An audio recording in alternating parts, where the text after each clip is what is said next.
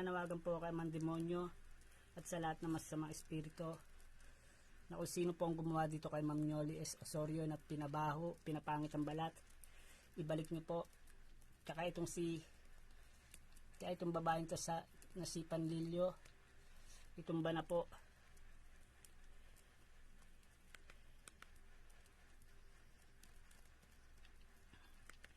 Yulo si Duo, Satur Arepo, Tenet Opera Rotas, pabulukoy ng bituka, pabahuin, patabain ng puso,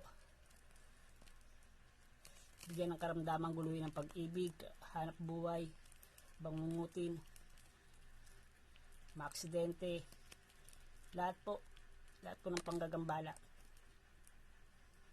Papasalamat po kay mga demonyo at sa lahat ng masamang espiritu at elemento.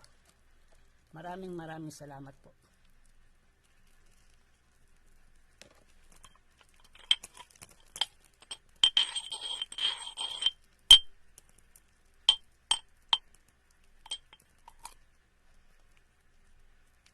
Sana po gumaling na po si Ma'am Nyolie S. Osorio.